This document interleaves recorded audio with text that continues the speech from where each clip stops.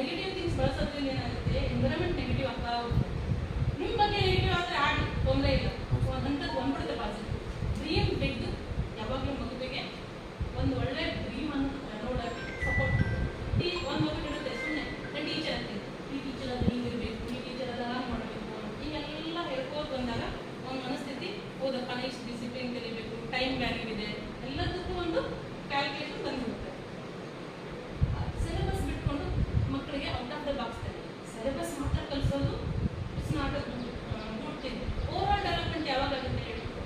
Over development ಅಂತ ಹೇಳ್ತೀವಿ ಮಗುವಿಗೆ. ಆ ಮಗುವಿಗೆ ಪರ್ಫೆಕ್ಟ್ ಇದೆ, ಸಬ್ಜೆಕ್ಟ್ಸ್ ಎಲ್ಲ ಪರ್ಫೆಕ್ಟ್ ಇದೆ, ಎಲ್ಲದರಲ್ಲೂ ಪರ್ಫೆಕ್ಟ್ ಇದೆ, ಒಂದೆರಡು ಮಾತಾಡೋದ್ರೆ ನಾಚ್ಕೊಂಡು ಸಾಧ್ಬಿಡೋದು. ಸೊ ಓವರ್ ಡೆವಲಪ್ಮೆಂಟ್ ಆಗೋದಿಲ್ಲ. ಯಾವಾಗಾಗುತ್ತೆ ಅದು? ಅದು ಸೋಷಿಯಲಿ ಮಗು ಬೆಳಿಬೇಕು, ಇನ್ನೊಬ್ರು ಸಮಸ್ಯೆನ ಅರ್ಥ ಮಾಡ್ಕೋಬೇಕು, ಇನ್ನೊಬ್ಬರಿಗೆ ಕೋಆಪರೇಟಿವ್ ಇರೋ ಮನಸ್ಥಿತಿ ಇವೆಲ್ಲ ಮಾಡಬೇಕಾಗಿತ್ತು ನಮ್ಮ ಜವಾಬ್ದಾರಿ, ತಂದೆ ತಾಯಿ ಜವಾಬ್ದಾರಿ, ಮತ್ತು ಸಮಾಜದ ಜವಾಬ್ದಾರಿ. ಎಲ್ಲ ಕಡೆ ಎಲ್ಲ ಸಿಗುತ್ತೆ ಅಂತಿಲ್ಲ. ಒಂದು ಕಡೆ ಫ್ಯಾಮಿಲಿಯಲ್ಲಿ ಚೆನ್ನಾಗಿದ್ದಾಗ, ಒಂದು ಕಡೆ ಫ್ಯಾಮಿಲಿಯಲ್ಲಿ ಚೆನ್ನಾಗಿಲ್ಲ. ಬಟ್ ನಮ್ಮ ಇಲ್ಲಿ ಬಂದಾಗ ಎಲ್ಲರೂ ಯೂನಿಫಾರ್ಮ್ ಆಗಿ ನಾವು ಎಲ್ಲ ಮಕ್ಕಳಿಗೆ ಒಂದೇ ಥರ ಓವರ್ ಡೆವಲಪ್ಮೆಂಟ್ಗೆ ಪ್ರಯತ್ನ ಮಾಡಬೇಕು. ಓವರ್ ಡೆವಲಪ್ಮೆಂಟ್ಗೆ ಏನೇನು ಆ್ಯಕ್ಟಿವಿಟೀಸ್ ಮಾಡಬೇಕು ನೀವು as a teacher? Activity based learning, psychology based, creativity madam, creativity, ಸೃಜನಾತ್ಮಕತೆಗೆ ಹೆಚ್ಚು ಒತ್ತು ಕೊಡಬೇಕು. ಯಾವ ಥರ? ಸೃಜನಾತ್ಮಕ ಗೊತ್ತಂದ್ರೆ ಆನ್ಸರ್ ಕ್ರಿಯೇಟ್ ಮಾಡ್ಲಿಕ್ಕೆ ಅವಕಾಶ ಕೊಡಬೇಕು ವಿದ್ಯಾರ್ಥಿಗಳು. ಹೌದು, ಆವಾಗ ಅವನು ಪರಿಪೂರ್ಣವಾಗಿ ಬೆಳೆಯಲು ಸಾಧ್ಯ. ಫಾರ್ ಎಕ್ಸಾಂಪಲ್ ಅಂದ್ರೆ ಯಾವುದೇ ಪಾಠ ನಮ್ಮ ತರನೇ ನಾವು ಹೇಳಿದ್ರೆ ಅವ್ನಿಗೆ ಅರ್ಥ ಆಗಂಗಿಲ್ಲ ಮೇಡಮ್.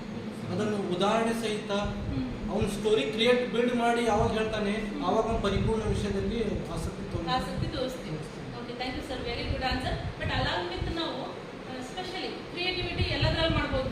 ಫಾರ್ ಎಕ್ಸಾಂಪಲ್ ರೀಡಿಂಗ್ ಬರಲ್ಲ ಮಕ್ಕಳಿಗೆ, ಏನು ಮಾಡ್ತೀರಾ? ರೀಡಿಂಗ್ ಬರಲ್ಲ ಅಂತ ಈಗ 7th ಮಗು ಇದೆ ಅಂತ ಹೇಳ್ತೀವಿ, ಅವ್ನಿಗೆ ರೀಡಿಂಗ್ ಬರೋದಿಲ್ಲ. ಈವನ್ ನಮ್ಮ PUC ಬಂದಾಗೂ ರೀಡಿಂಗ್ ಬರಲ್ಲ ಅಂತ ಸಮಸ್ಯೆನ ಫೇಸ್ ಮಾಡ್ತೀವಿ. ಆಸ್ ಅ ಟೀಚರ್ ನೀವೇನು ಮಾಡ್ತೀರಿ? ಈಗ ನಿಮ್ಮ ಹತ್ರ ಒಂದು 10 ಮಕ್ಕಳು ಅದಾವ, ರೀಡಿಂಗೇ ಬರಲ್ಲ ಅವ್ರಿಗೆ, ನೀವೇನು ಮಾಡ್ತೀರಿ? ಅವರು 10th ಬಂದಾರೆ, ಅವನಿಗೆ ಆಸಕ್ತಿ ಇರುವ ಸ್ಟೋರೀಸ್ ಕೊಟ್ಟರೆ ಮೇಡಮ್ ಆಟೋಮೆಟಿಕ್ ಆಗಿ ರೀಡಿಂಗ್ ಮಾಡ್ಲಿಕ್ಕೆ ಸ್ಟಾರ್ಟ್ ಮಾಡ್ತಾನೆ. ರೀಡಿಂಗ್ ಮಾಡಕ್ಕೆ small it takes time also.